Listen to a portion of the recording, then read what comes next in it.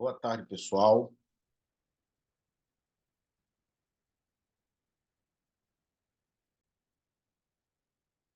Estamos aqui para mais uma aula de Psicologia da Educação e da Aprendizagem, tá certo? O tema de hoje é construtivismo e socioculturalismo. Eu peço que vocês tenham um pouquinho de paciência com essa aula, porque essa aula é uma das aulas mais abstratas do curso. Essa e a aula 8 sobre desenvolvimento.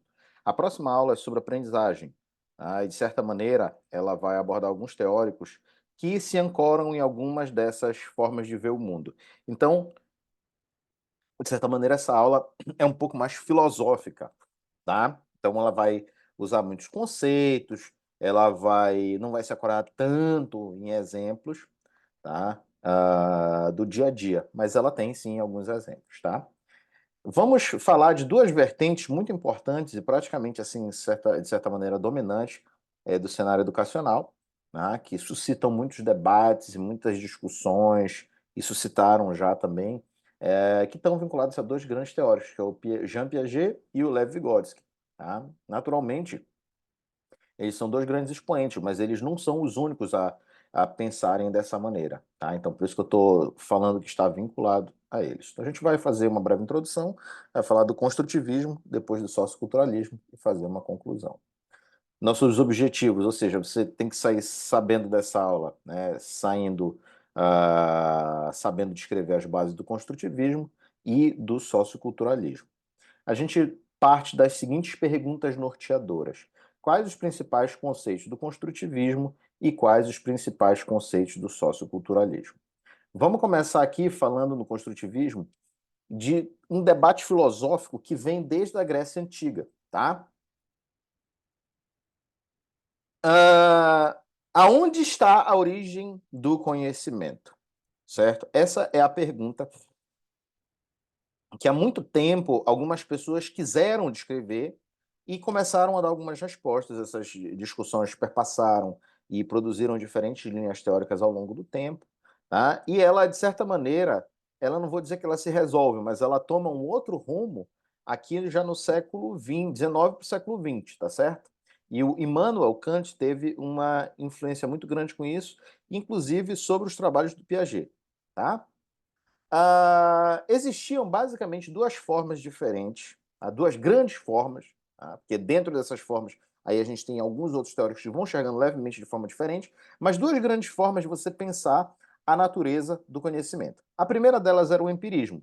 O empirismo acredita que a origem do conhecimento está na experiência. Ele admite que a origem do conhecimento está no objeto cognoscível, ou seja, um objeto que pode ser conhecido. Quando a gente falar de cognição, cognoscível e coisas dessa natureza, a gente está falando de um sinônimo de conhecimento. Só um segundinho. E né, tudo que a gente fala de cognoscível, é porque é uma coisa que pode ser conhecida. O racionalismo, já por outro lado, é uma filosofia que acredita que a origem do conhecimento está na razão, ou seja, num sujeito que conhece. Então, a verdade, ou digamos assim, a origem do conhecimento começa na nossa cabeça. Enquanto para os empiristas, ela começa nos objetos cognoscíveis e a gente pode se apropriar dela pelos órgãos do sentido. E enquanto para os racionalistas começa nas nossas verdades e a gente olha essas verdades no mundo real como aproximações. Tá? O construtivismo, por outro lado, é uma síntese entre essas duas ideias.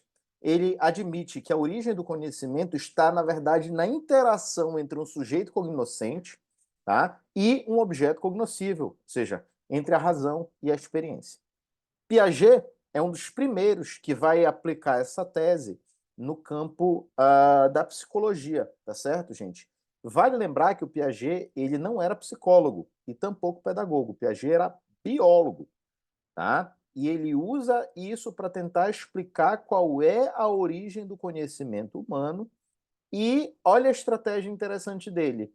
Onde é que surge o conhecimento humano, né? Quando a gente é pequeno, que a gente começa a construir conhecimento, aprender coisas. Pois é, aí ele quer saber como é que se desenvolvem as estruturas de conhecimento que a gente tem. Então, o problema do Piaget é um problema de desenvolvimento cognitivo, tá certo? Então, Piaget nos mostra que o homem tem uma bagagem hereditária e se desenvolve em um meio social, e, portanto, essas duas fontes são relevantes para a construção do conhecimento.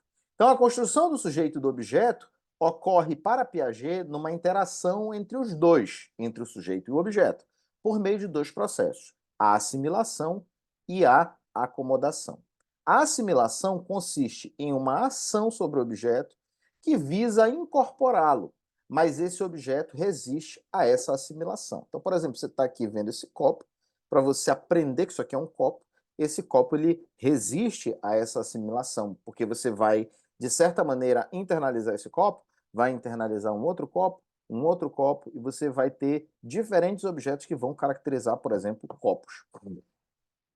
A acomodação, por outro lado, ela consiste em uma ação sobre o objeto que visa ajustá-lo ao que já conhece. Então, por exemplo, você teve várias experiências com copo. Quando você pega mais um copo diferente, como por exemplo aqueles copos triangulares, você vai ver que é uma forma diferente e você vai ter que modificar a sua estrutura para acomodar esse copo. É como se fosse assim, como se você estivesse numa casa, chega uma peça nova na sua casa, isso é a assimilação. Você arrumar essa peça na sua casa para ficar legal é a acomodação. Tá certo, gente? Então, isso, claro, isso é uma metáfora, não é para vocês levarem isso aí a sério, tá? Isso é só uma metáfora para facilitar a compreensão. Então, e possivelmente a gente constrói novas estruturas mais complexas capazes de assimilarem novos objetos. Então, a conclusão 1 sobre isso é que o sujeito constrói seu conhecimento na interação com o meio físico e social, tá? Então, a gente vai adotar aqui a posição construtivista nesse momento. Tá? O sujeito constrói seu conhecimento na interação com o meio físico e social. Esse sujeito vai encontrando diferentes objetos que resistem à assimilação, vai assimilando-os e acomodando-os às suas estruturas cognitivas. Uma segunda conclusão que a gente pode tirar aqui é que as condições internas do sujeito, sua razão, e as externas da experiência influenciam no processo da construção do conhecimento. E conclusão 3, assumir uma posição construtivista implica em dizer que nada está pronto ou acabado. Sempre há alguma coisa a ser implementada, a ser melhorada, ou alguma coisa nesse sentido. Tá? O construtivismo é, portanto, uma teoria do conhecimento que permite interpretar o mundo do conhecimento, sua gênese e desenvolvimento. Construtivismo não é uma prática de ensino, não é um método de ensino, não é uma técnica de ensino, não é uma forma de aprendizagem ou projeto, é uma epistemologia, tá? É uma filosofia que a gente utiliza para entender, tá, o mundo do conhecimento, sua gênese e seu desenvolvimento. É, sobretudo, uma teoria que permite reinterpretar essas coisas em termos de uma interação entre um sujeito que conhece e um objeto que pode ser conhecido. Na educação, tá, o construtivismo ele foi muito aplicado, é muito aplicado. Tá? Às vezes o professor diz que é construtivista, mas não é, tá? Mas ele é muito aplicado por muitas pessoas. Dentre elas, a própria Emília Ferreiro, né, que fez tese de doutorado com Piaget, o Gerard Vergniaud, tá? E outros, né? O próprio Ausubel, que pode ser classificado de alguma maneira como um construtivista.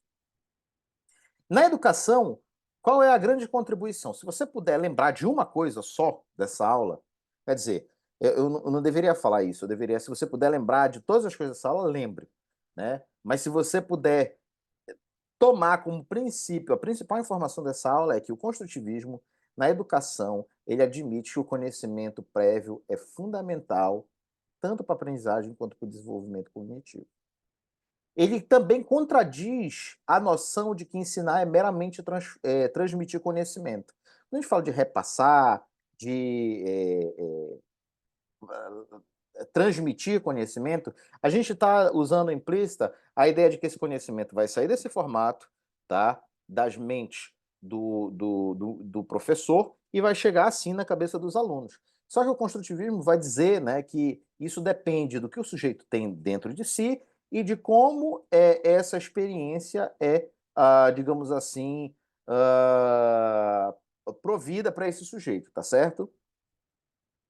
E como é que é o ensino numa filosofia construtivista? Envolve construir conhecimento novo sobre objetos do mundo a partir das concepções prévias dos sujeitos, tá? Ele admite também que existe um acervo cultural da humanidade a ser internalizado a partir da interação com o conhecimento prévio dos sujeitos. Gente, pesquisa em ensino de física e em educação matemática. Nessas pesquisas, existem ramos dessas investigações que buscam saber quais são as concepções prévias mais comuns dos estudantes. Na física, na química e na biologia, que são no campo das ciências, muitos pesquisadores começaram a fazer pesquisa ali na década de 70 e 80, e esses resultados ainda são muito úteis para a gente, sobre o que a gente chama de concepções alternativas, que no início foram chamadas de concepções espontâneas, aí o pessoal viu que não era tão espontâneo assim, porque dependia da interação do sujeito com o mundo que ele vivia, então não simplesmente surgia do nada. Aí depois colocaram concepções errôneas, né? Aí você vai ver, pô, mas se você falar que é uma concepção errônea, você está dizendo que tem alguma coisa que é verdadeira em absoluto. Mas, por exemplo, a própria mecânica newtoniana ela tem os seus limites, né? Na compreensão do mundo. Então, como é que você vai dizer que a mecânica newtoniana é uma concepção errônea, né? Ela é uma concepção que hoje ela tem um limite de aceitação restrito na comunidade científica, a, por exemplo, a quem usa engenharia, coisas dessa natureza, ou para fins didáticos. Mas muito dificilmente você vai ver alguém fazendo pesquisa em mecânica clássica. As pessoas que fazem pesquisa em mecânica clássica, em geral, estão estudando os tópicos de fronteira, como, por exemplo, teoria do caos. Tá? Então, assim, quando a gente fala que a mecânica newtoniana é errada, eu acho que a gente também não está sendo muito legal com tudo que a mecânica newtoniana trouxe para a gente. Aí você volta um pouco mais atrás, vê Aristóteles, um pouco mais atrás, não, bem mais atrás. Aristóteles teve uma grande contribuição, né, provendo os primeiros modelos interpretativos físicos da natureza. Então a gente vai dizer que a concepção do Aristóteles é errada? Eu não sei, né? Talvez seja errada no dia de hoje. Hoje a gente não aceita mais isso como conhecimento científico, mas algum dia já foi conhecimento científico. Tá certo? E um dado muito recorrente das pesquisas em concepções alternativas é que essas concepções se parecem muito com raciocínios que os filósofos naturais utilizavam. Então, por exemplo, carga como fluido, calor como fluido, campo como fluido, que são obstáculos substancialistas, como diria Gaston Bachelard, a força proporcional ao movimento, que é mais? Objeto quântico como se fosse um objeto clássico. Né? Então, tem todas essas concepções que elas resistem à mudança justamente porque elas são produto de uma construção significativa desse sujeito ao longo do mundo. Então, ela admite, tá? Essas pesquisas elas são muito importantes para a gente saber, né, ler aquelas respostas que os alunos dão para as perguntas que a gente faz. Tá bom? Bom, você pode se perguntar, se você quiser adotar uma posição construtivista na educação, você pode se perguntar qual é a natureza do conhecimento técnico que você ensina. Você já estudou a história da física, a história da matemática, certo? Ou a história da outra ciência que você ensina, biologia, química, certo? Como é que esse conhecimento foi construído? E como os seus alunos constroem conhecimento? É uma pergunta muito, muito relevante para quem quer adotar uma posição construtivista no processo educacional. E aí, né, nessa maneira, quando você se faz essas perguntas sobre como o conhecimento é construído, qual é a natureza do conhecimento, como os alunos se perguntam, um professor de uma visão empirista, ele vai te dar uma resposta, um professor racionalista vai te dar uma outra resposta, e o professor construtivista uma terceira resposta. Aqui estão moldes de mais ou menos como são essas respostas. Lembrando que esse seria um professor empirista puro, ou um professor racionalista puro. Tá? Mas, na verdade, muitas vezes essas coisas se encontram mescladas, miscigenadas, sincréticas na cabeça dos professores, porque muitos de nós não paramos, professores, para refletir sobre a natureza do conhecimento. É por isso que é tão importante estudar história, filosofia e filosofia da ciência e epistemologia, porque essas coisas nos dão base maior para pensar acerca da natureza desse conhecimento. Tá certo? Então, um professor empirista ele vai dizer que conhecimento é algo que entra pelos sentidos, é algo que instala-se no indivíduo independentemente de sua vontade. É experiência, sobretudo. O sujeito é passivo, recebe esse conhecimento de fora. Portanto, o sujeito é uma tábula rasa, uma folha em branco na qual depositaremos conteúdos. Então, um professor empirista, ele acredita que todos os alunos chegam iguaizinhos, como uma folha em branco, e você vai lá desenhar esse conhecimento para ele a partir das experiências. Um professor racionalista já pensa diferente. Ele vai dizer que o conhecimento é algo inato, de bagagem hereditária, amadurece em etapas previstas e programadas. Já está lá, é só esperar.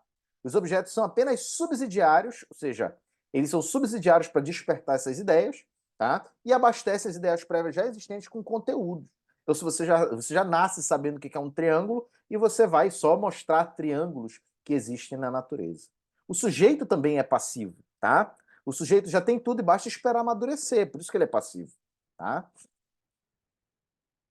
Então, por exemplo, um professor empirista diria que o conhecimento é sensorial, que o conhecimento se dá à medida que a gente introduz as coisas, esses conhecimentos nas crianças. Ou seja, é muito comum você ver dizer assim, eu vou ensinar para ele, ele viu, então ele aprendeu, né? O conhecimento se dá através de estímulos, a partir de situações estimulantes. Tá? O aluno é como a menina no papel em branco que a gente tinge. Então, novamente a metáfora da folha em branca, aí a gente vai botando corante nesse aluno para formar um desenho na cabeça dele. Já o professor racionalista ele vai dizer que ninguém ensina nada, o aluno que aprende, a pessoa aprende por si só. O conhecimento é intuição, não se ensina ou se transmite. A gente tenta só despertar o conhecimento no aluno, mas é ele que, né, é ele que já nasce com esse conhecimento passivamente, né? Ele espera as coisas acontecerem e aí se amadurece. Isso é uma crença até muito fortemente vinculada a ideias religiosas, tá, gente? E a gente sabe, a psicologia não é religião, a psicologia é ciência. Tá? Então ela tem um encaminhamento diferente. Nada contra quem tem suas crenças religiosas. Na verdade, todos nós temos, né?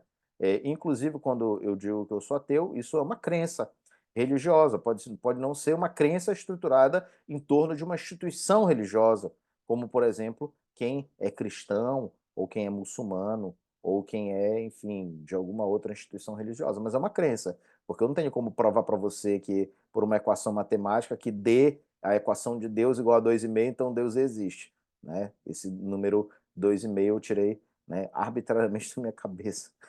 Eu reparo que as pessoas sempre acham graça quando eu menciono esse D igual a 2,5, que eu acho que elas ficam pensando, de onde esse cara tirou isso aí, né? Mas é justamente por causa disso, totalmente arbitrário.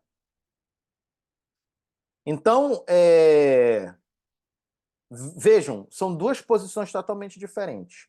Já o construtivista, ele vai dizer que tanto o sujeito como o objeto importam na descrição da aquisição do conhecimento. O conhecimento é construção.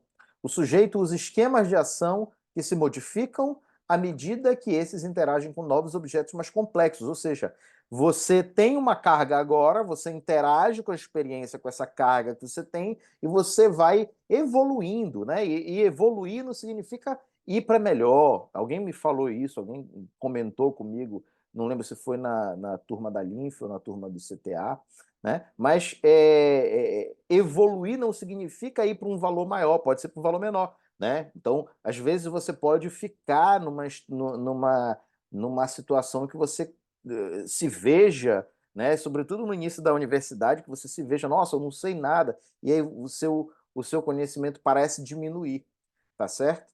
Então você interage com esses objetos do mundo real e vai modificando o seu conhecimento com base nessas interações. Então o sujeito e o objeto encontram-se a todo momento em uma relação dinâmica, que é o que o Piaget chama de equilibração, tá certo? A gente vai ver isso com mais detalhes quando a gente for falar de desenvolvimento, a gente vai falar mais adiante dessa questão da equilibração. Mas o que eu vou falar para vocês? O que é esse equilíbrio dinâmico? Sabe, é exatamente o que acontece na física. A física, quando você tem um equilíbrio de forças, o objeto está parado, ele vai tender a permanecer parado. Agora, existe uma condição lá na dinâmica, nas leis de Newton, e quando a aceleração de um sistema é zero, a quantidade de movimento dele é constante, tá? E a massa dele é constante também,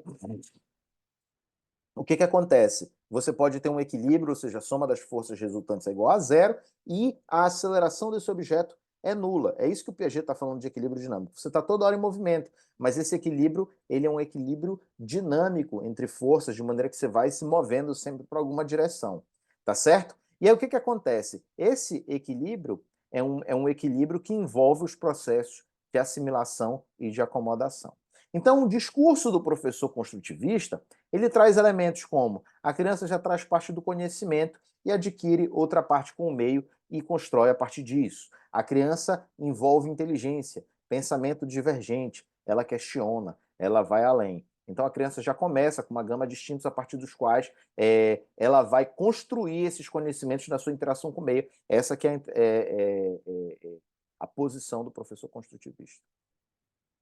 Na sala de aula, o professor empirista, ele ensina a teoria e exige aplicação prática, como se a teoria não tivesse nada a ver com a teoria prévia. Então, ele exige repetição e memorização. Já o professor racionalista, ele considera que existem bons alunos e alunos ruins, independente de qualquer condição que ele adote. Tá? Alguns vão aprender e outros não, pois uns têm bagagem inata e outros não. Os professores não têm tanta relevância assim. Já o professor construtivista na sala de aula, ele vai dizer que o aluno é uma síntese individual da interação desse aluno com o meio em que ele vive. Então, ele considera o conhecimento prévio desse aluno no seu processo de ensino. Ele considera o aluno um sujeito cultural ativo, que assimila e acomoda a realidade. A assimilação modifica o objeto, tá? E a acomodação modifica o sujeito, tá? Quer os alunos formulem o conhecimento ensinado, tá? Quer que os alunos formulem o conhecimento ensinado à maneira deles. É o que eu digo para vocês. Escrevam com as próprias palavras de vocês o que vocês entenderam do texto. Então, cite o texto e use suas próprias palavras também. Por que a epistemologia, então, é importante, gente?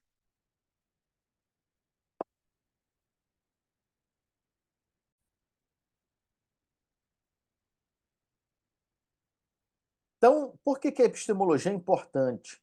A mudança epistemológica não garante mudança de concepção pedagógica ou de prática escolar, tá? A superação do empirismo e do racionalismo puro é uma condição para a melhora da prática docente. Ou seja, o que eu quero dizer com isso? Você saber epistemologia é uma condição necessária, porém não suficiente para você mudar a sua prática docente. Então, naturalmente, né, é importante que você saiba e entenda por que ela é importante e tente seguir esses moldes, tá certo? Esses moldes teóricos, seja consistente com isso, tá bom? Não é uma coisa que garanta, mas é uma coisa que torna mais provável, tá certo? Saber epistemologia torna mais provável você mudar a sua prática docente. Então, a escola deve levar em conta o processo de construção de conhecimento. A sala de aula ela deve estar encharcada de realidade, história, do espaço social, e ela deve alcançar o novo. Para Piaget, as relações entre o sujeito e seu meio constituem uma interação radical, de tal modo que a consciência não começa pelo conhecimento dos objetos, nem pelo da atividade do sujeito, mas por um estado indiferenciado. E é desse estado que derivam dois movimentos complementares, um de incorporação das coisas ao sujeito, o outro de acomodação às próprias coisas. O Piaget está falando aqui de outra forma que o pensamento consciente ele não começa só conhecendo os objetos ou pelo que o sujeito faz, mas de um estado indiferenciado e nesse estado vão surgir a assimilação, que é você pegar e levar as coisas para a sua mente, para a sua estrutura cognitiva. Eu levo aqui para o cérebro porque, bom, hoje a gente sabe que a gente pensa com o cérebro, né? Mas por muito tempo, muitas pessoas pensavam que a gente pensava com a alma, tá? Então, pode parecer óbvio para você, mas nem sempre foi óbvio. E o outro, tá? É de mudança dessas coisas para que a gente consiga, né? E mudança das nossas próprias estruturas para que a gente possa colocá-las lá dentro, tá? Porque muitas dessas coisas requerem que a gente mude a nossa forma de encarar o conhecimento. Tá certo, gente? Por último, tá? A equilibração que Piaget fala é um equilíbrio entre a assimilação, tá? Que é justamente a incorporação das coisas ao sujeito, e a acomodação. tá? E a acomodação. A gente vai falar, tá? Na próxima, eu não sei se é na próxima ou na oitava aula, sobre o papel da brincadeira para a criança e o papel da imitação. Ambas são muito relevantes para o desenvolvimento infantil e a gente vai interpretar isso na perspectiva do Piaget, né? Essas duas coisas, tá certo? Vamos lá, gente. Socioculturalismo. Vamos introduzir aqui algumas coisas. A posição sócio-histórica, ela vê a realidade bem diferente da posição construtivista. E isso é fruto de muitos debates no campo da educação. Eu não vou trazer esses debates agora, o que eu quero é que vocês saibam que essas duas coisas são bem diferentes. Por quê? Porque para a sociologia sócio-histórica, a subjetividade humana surge a partir da atividade e da ação transformadora sobre o mundo. Aí, beleza, você vai dizer, mas isso não é o que o construtivismo fala? Fala também, mas aí tem alguns detalhes que já começam a aparecer aqui que são bem diferentes do construtivismo. Tá certo? Então, ó, o ser humano e o mundo psíquico são construções históricas e sociais da humanidade, que é uma coisa que não é levada, não é, digamos assim, enfatizada pelo construtivismo. Ele não ignora, mas não enfatiza como a sócio-histórica enfatiza. Tá? Com isso, eu não quero dizer que você tem que adotar um ou outro. Tá? Eu estou estabelecendo as diferenças entre essas coisas que muitas vezes muitas pessoas pensam que são a mesma e não tem nada a ver, tá? Embora, por quê? Porque elas se focam nisso aqui, ó, que o sujeito age sobre o mundo e transforma o mundo e é transformado por ele, o que Piaget também diria, tá? Mas essa questão aqui da historicidade, do diacronismo, isso aqui é uma coisa que está presente na psicologia sociohistórica. O fenômeno psicológico não pertence a uma natureza humana, mas a uma condição humana construída a partir do trabalho. Ou seja, a gente não tem uma. Ah, mas essa é a natureza humana. É ser bom ou é ser ruim? Não tem isso, gente. Não tem. Isso são construções históricas. Tá? O pensamento do sujeito de hoje é diferente do pensamento do sujeito no sistema feudal, que é diferente do sistema escravagista, é diferente do pensamento da Grécia Antiga, tá, gente? Por quê? Porque essas coisas vão sendo moldadas por meio da atividade. E uma das principais atividades que a gente possui é o trabalho, tá? O que é o trabalho? É a atividade instrumental de transformação do mundo para obter a sobrevivência. E ele é entendido como o uso de ferramentas para a transformação do mundo. E, sobretudo, o trabalho ele não é só individual, o trabalho é coletivo. Tá bom?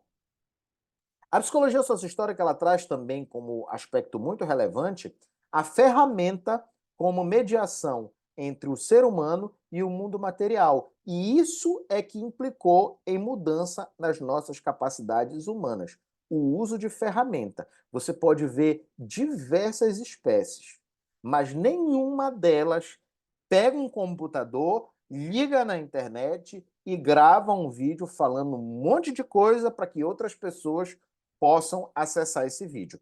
Isso é uma ferramenta, tá certo? Então, as interações sociais, elas não ocorrem de maneira imediata.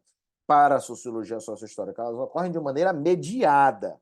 Por quê? Por meio de quê? Por meio de instrumentos, por meio de ferramentas. E, sobretudo, uma dessas ferramentas é a linguagem, tá? Que é um sistema de signos e símbolos que a gente utiliza para se comunicar, tá? Portanto, né, a linguagem é uma das ferramentas socioculturais que o ser humano inventou para se comunicar. Tá? O que a ferramenta tem de tão especial? A ferramenta ela permite o planejamento, ela permite o controle sobre o tempo. Nós, como espécie humana, a gente consegue planejar alguma coisa. A gente só consegue construir uma casa, por exemplo, como essa que eu estou, porque a gente tem planejamento, a gente tem um projeto de uma casa. A gente consegue antecipar. E o uso de ferramentas é que permitiu esse controle sobre o tempo e sobre a natureza, naturalmente. Né? A invenção de novas ferramentas acompanha, portanto, novas formas de subjetivação. Que é um exemplo muito interessante, eu já falei para vocês em outras aulas que, na época né, em que eu estudava na graduação, a internet era 50 centavos um minuto e pegava, quando muito, fazendo favor. Então a gente não tinha esse hábito de ficar toda hora na internet ou entrando no Google né, para ver alguma coisa, para fazer uma pergunta bacana para o professor, ou checando se a resposta do professor está certa, ou fazendo uma pesquisa para responder o joguinho, né, da sala de aula, tá? Ou falando no WhatsApp, marcando um rolezinho, ou marcando um encontro, né? Então, é esse tipo de coisa que acontece. Outra consideração, tá? E essa é muito parecida com a posição construtivista, é que o ser humano muda o mundo e é mudado por ele também. Então a gente tem agência sobre o mundo e o mundo também tem, vamos dizer assim, reagência sobre nós.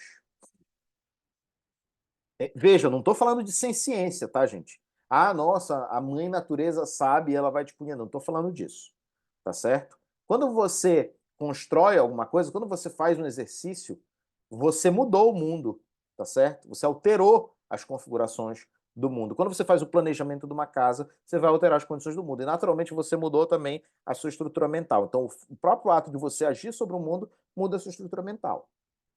Quer ver? Conversa com o pedreiro para você ver, tá? Como o fato dele agir sobre o mundo, operando sobre o mundo, não mudou a cabeça dele, tá? De maneira que você consegue ter uma noção intuitiva muito boa de, por exemplo, quantos tijolos você precisa para construir alguma coisa, tá? Então não há natureza humana, há condição humana. Não existe uma essência abstrata, universal e eterna que caracterize os seres humanos. Por quê? Porque a condição humana está em permanente construção. Por exemplo, né, para você contextualizar, a invenção da mamadeira permitiu, por exemplo, a substituição da mãe na função de amamentação. Então, essa condição humana é uma condição que não existia anteriormente. Ou seja, agora você pode sair de casa, isso mudou a sociedade, porque você pode sair de casa e o aleitamento materno da criança continua sendo garantido, por exemplo, com a invenção da mamadeira. Tá? A própria psicologia evoluiu de maneira sociohistórica. É importante ter uma autocrítica dos conceitos, como, por exemplo, complexo de castração, falocentrismo, inveja do falo. Tá? Wilson, né, fez uma discussão, né, acerca disso, sobre o fato dos conceitos de Freud terem sido talhados no século XIX. E é uma discussão adequada. Tá? Os conceitos do Freud, como, por exemplo, de complexo de castração, essa coisa falocêntrica, do desejo da mulher pelo poder, do falo e tal, isso é uma coisa que era do século XIX, em que a gente tinha uma sociedade que se encontrava nesses moldes. Então, os conceitos de psicologia vão evoluindo também dessa maneira de história. A condição humana é exatamente a possibilidade de os humanos criarem a si próprios, libertando-se dos limites impostos pela biologia de seus corpos. Então, nós somos uma espécie que inventamos um tubo de metal que corre pra caramba e começa a voar. Isso biologicamente não é permitido para a gente. Então, é essa condição humana que permite em que a gente invente, por exemplo, um avião ou um foguete para sair do nosso planeta. Nesse sentido, a cultura ela é muito importante nesse processo, tá? A cultura ela envolve a humanização do mundo material. Os corpos humanos transformam o mundo material. A gente faz das árvores, cadernos, lápis, mesas e cadeiras. Por quê? Porque a cultura é uma criação humana. Tá? Tudo que a gente envolve de cultura é alguma coisa humana. E, naturalmente, essa cultura ela se estrutura em torno de uma linguagem. O ser humano, para ele ser inserido nessa cultura, ele precisa se apropriar da linguagem por meio da atividade. Então, naturalmente, para Vygotsky, que é um dos pais dessa vertente sociohistórica, o desenvolvimento do sujeito, diferentemente de Piaget, ele vem de fora para dentro. De Piaget vem de dentro para fora, porque o sujeito vai com aqueles esquemas iniciais dele, vai interagindo com o mundo e vai se desenvolvendo. Vygotsky não, ele diz assim, ó, você vai se apropriar da linguagem por meio da atividade, né? E essa apropriação vai fazer com que você seja internalizado e cresça e se desenvolva, tá? Quando a gente for falar de desenvolvimento, a gente vai ver também ainda algumas divergências nas posturas desses dois teóricos. A cultura, tá, gente, ela carrega possibilidades de subjetividade que reconstruímos em nós. É um movimento que não é nem singular e nem coletivo. Tá? Ele é uma síntese dessas duas coisas. Cada um faz a tarefa a seu modo, em situações diferentes e com pessoas distintas. Então, a subjetividade ela é um processo tanto individual como social. Tá? Então, ela está numa síntese entre essas duas possibilidades, tá? Entre esses dois polos. A linguagem, portanto, é essencial para a construção de nossas formas de pensar e de sentir. Eu vou dar um exemplo bem legal aqui, que é o exemplo do troco. Aqui em Santarém eu notei isso. É muito comum criança dar troco quando está ajudando ali o pai na sua venda. E a criança ela faz o quê? Ela não passa o troco subtraindo, ela passa o troco completando. Né? Então, por exemplo, se a sua compra deu R$ 5, tá? E você dá R$ 10 para ela, aí ela vai pegar em moedas de R$ 1, não vou dizer 15, né? Aí ela pega uma nota de 5 e te dá 10 e mais outra 15, tá? Isso, na verdade, é um processo sócio-histórico. Você não vai ver isso em outros lugares. Em outros lugares, às vezes, você vê a criança mexendo na calculadora já. Ou seja, ela está dominando uma outra ferramenta. Tá bem? Então, essa linguagem e o uso dessas ferramentas são importantíssimos para a construção das nossas formas de pensar.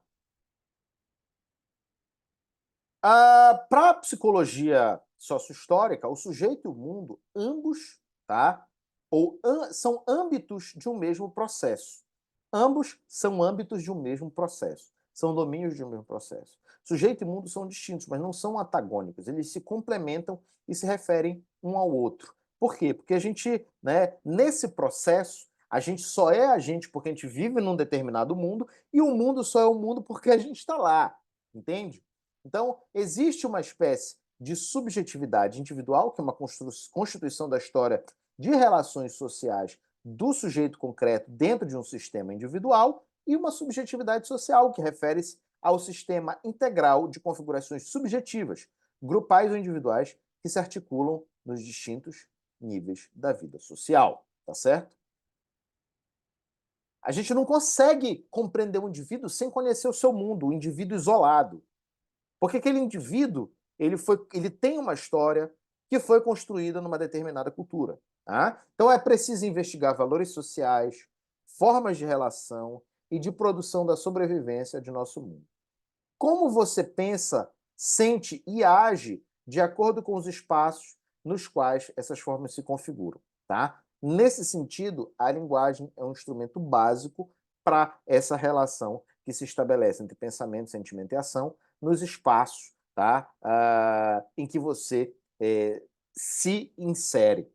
Tá bom? Então, a apropriação da linguagem, ela permite também a gente um acesso a um mundo de significações historicamente produzido. Então, a gente vai pensar de uma determinada forma por conta, tá, da nossa apropriação da linguagem desse meio que vai permitir com que as relações sociais se desenvolvam de uma determinada maneira, tá certo? Eu vou falar aqui, por exemplo, no Rio Grande do Sul, é muito comum, né? As pessoas, eu percebia isso lá, né? As pessoas terem uma relação diferente com a competitividade do que aqui em Santarém. Isso é a minha percepção, tá? De repente, talvez porque eu cresci em Belém e eu tivesse essa noção. Elas lidavam muito melhor com a competitividade, eu digo de uma maneira mais construtiva, do que aqui. Aqui parece que o pessoal é mais colaborativo do que competitivo. Então, eu vejo, às vezes, também depende do ambiente, né? Mas é muito comum esse tipo de coisa. Por exemplo, aqui as pessoas é muito comum elas quererem fazer tudo, todas as coisas juntas, tá? Enquanto lá as pessoas faziam as coisas mais sozinhas, se encontravam naturalmente em alguns momentos, mas tendiam a fazer mais as coisas sozinhas, por exemplo, tá certo? Então, isso naturalmente está relacionado com o uso de terminologias diferentes, que denotam mais competitividade barra colaboração de uma maneira distinta nesses dois meios, tá certo? Bom, e qual é a grande implicação? Vygotsky vai nos dizer que a compreensão das funções mentais superiores do homem não pode ser alcançada pela psicologia animal. Você não espera que um cachorro vá ter uma atenção voluntária, tá? Como você tem. Só você mostrar um prato de comida para ele, o menino não vai, né? Agora você mostra um prato de comida para uma criança e diz assim: "Ei, eu tô falando com você". A criança consegue prestar atenção em você. Tá? Uma criança ali de 5, 6 anos consegue prestar atenção em você, tá? Então, essas funções mentais superiores do homem não podem ser vistas apenas como resultado da maturação de um organismo que já possui em potencial tais capacidades. Elas são fortemente influenciadas pela linguagem e pela cultura, tá? Então, é assim, o que quer dizer? Né? Um animal, quando ele nasce, certas funções mentais, tá? E psicomotoras, por exemplo, cavalo, quando ele nasce, ele já levanta. Né? Basta que a maturação aconteça que esse organismo alcança. O cérebro humano não. Tá? As funções mentais superiores do homem, elas precisam ser elas são socialmente construídas e elas precisam dessa apropriação de linguagem e inserção numa cultura para que isso aconteça. Tá? Exemplo, a mala e Kamala, que eu falei para vocês. Na sala de aula eu vou mostrar um vídeo. Mas você pode botar aqui no YouTube mesmo, a mala e Kamala, para você ver um exemplo do que eu estou dizendo.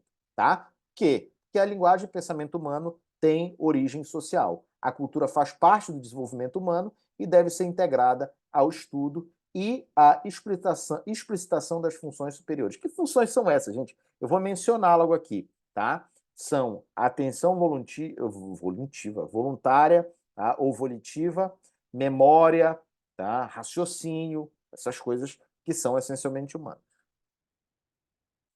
Tá certo?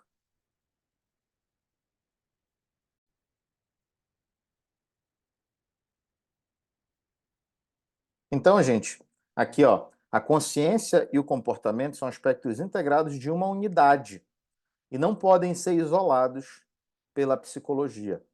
Todos os fenômenos, eles devem ser estudados como processos de um permanente movimento e transformação. Então, tudo vai mudando, porque tudo tem uma história, e essa história vai se construindo ao longo do tempo. Naturalmente, então, o homem constitui-se como homem e se transforma ao atuar sobre a natureza com sua atividade e seus instrumentos. Era aquele exemplo que eu falei ainda há pouco sobre o pedreiro. Tá? A gente também não pode construir conhecimento a partir do aparente, pois não se captam as determinações que constituem esse objeto. Então, é preciso que a gente analise a evolução dos fenômenos, porque estão em sua gênese, em seu movimento, as explicações para sua aparência atual, tá certo?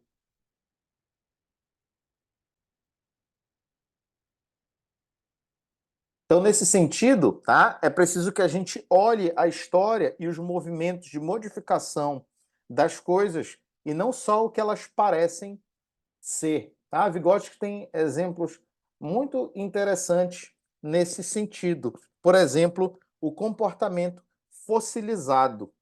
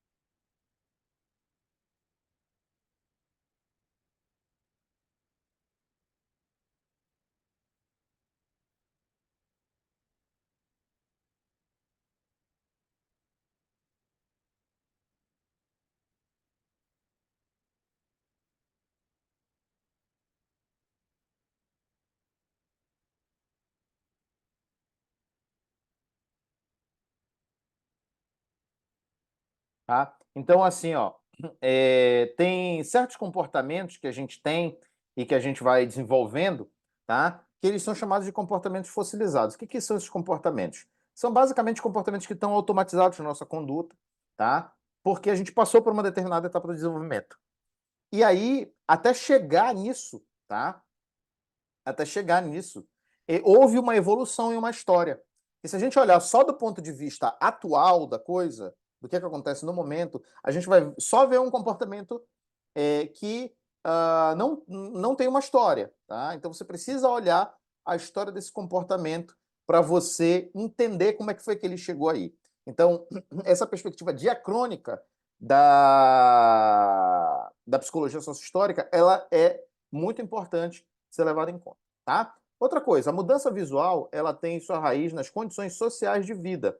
Assim, não é a consciência do humano que determina as formas de vida, mas é a vida que se tem que determina a consciência. A nossa consciência é um produto, naturalmente, também, e está fortemente vinculado à nossa atividade. Tá? Então, em suma, né, a condição humana é a de que o ser humano é um ser humano ativo, social e histórico. É o que eu falei no início da aula para vocês. O ser humano do feudalismo não é o mesmo ser humano do capitalismo. E cada ser humano, na verdade, é um ser humano diferente, porque cada um também tem sua história única de vida. E cada um entra numa cultura diferente, tá certo? Por isso que existe uma subjetividade individual e uma subjetividade coletiva, tá?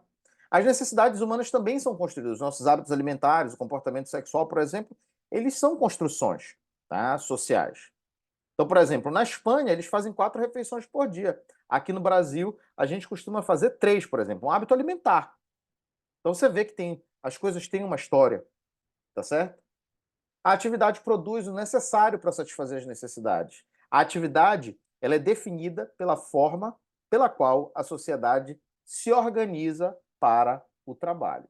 E o trabalho, naturalmente, é uma transformação da natureza para a produção da existência humana. Então, o trabalho ele é social por natureza. A gente transforma a natureza para produzir existência. A gente não trabalha só para ganhar dinheiro, tá certo? E isso é o que o sistema capitalista coloca para nós, que a gente tem que trabalhar para fazer dinheiro. Na verdade, muitas das coisas do sistema capitalista nos alienam. Tá? Ele coloca que a gente tem que trabalhar para fazer dinheiro, para a gente sobreviver, mas, na verdade, nesse processo, existe gente que está explorando mais-valia do outro. Mais-valia é uma relação entre o que se produz e o que se paga por essa produção, certo? Falando assim de forma bem simplista. Mas a mais-valia, naturalmente, é um conceito mais complexo que isso, mas ela é mensurada indiretamente também por causa disso. Tá? Por meio disso, desculpa. As relações de trabalho também definem o lugar de cada indivíduo e a sua atividade. Portanto, atividade e sociedade estão vinculados. Para a psicologia sociohistórica, também a ação é um processo histórico, porque a transformação da natureza implica em transformação do indivíduo ao longo do tempo. Naturalmente, o que transforma as coisas? É a contradição, é a diferença, é o oposto, tá? O choque entre duas coisas contrárias. O desenvolvimento das necessidades humanas e das formas de satisfazê-la surgem das relações sociais e provocam a necessidade de transformação dessas relações. Portanto, a psicologia sociohistórica ela se preocupa com o ser humano concreto. Quem é esse ser humano concreto? Não é aquele ser humano metafórico, é um ser humano concreto. É um ser humano que existe, age, pensa de certa maneira, porque existe em um dado momento, em um dado local, vivendo em determinadas condições. A consciência, nesse sentido, é algo que revela essas determinações sociais e históricas do ser humano de forma mediada. Então, conhecê-lo, conhecer esse indivíduo, significa situá-lo em um momento histórico. Um garoto ou uma garota da periferia é diferente de um garoto ou de uma garota, tá? Lá da classe burguesa. É importante que você entenda isso. Tá? O garoto que estuda, a garota que estuda na escola pública, né, muitas vezes eles também estão submetidos a essas contradições, porque existem escolas públicas que têm gente que tem dinheiro, tá? Mostram isso bastante para a gente. Tá? Então é necessário conhecer o singular e o movimento como parte de um movimento geral, que é o materialismo histórico dialético. Então, como você pode ver, Vygotsky ancora-se fortemente nessa filosofia, que é o materialismo histórico dialético. Certo? Então, tem algumas categorias de análise, tá, que servem para a gente olhar esse sujeito. A primeira é a atividade. Tá? A partir da atividade que os humanos se colocam no mundo e vão criando a relação fundamental de transformação do mundo e de si mesmo. É por meio da atividade que a gente transforma o mundo e se transforma. A consciência é o registro das vivências do sujeito e surge da reflexão sobre a ação. Você se dar conta de algo envolve, naturalmente, você refletir sobre essa ação de algo. A identidade é uma organização que o sujeito faz sobre si mesmo. Ou seja, ela reúne nessa consciência, que esse registro dessas vivências desse sujeito, que surge da reflexão da ação, as ações, os projetos, as relações, as noções e os julgamentos sobre si, e é mais bem encarada como uma metamorfose social e histórica. A linguagem é um instrumento fundamental de mediação das relações sociais. Ela humaniza, apreende e materializa o mundo das significações que é construído no processo social histórico. E o sentido, também, algo que está fortemente ligado à linguagem, é algo individual, mas que tem sua formação no encontro do sujeito singular com uma experiência social concreta. O sujeito atua, vivencia relações, estabelece vínculos, convive com significados, experimenta emoções e produz, portanto, sentidos. Certo?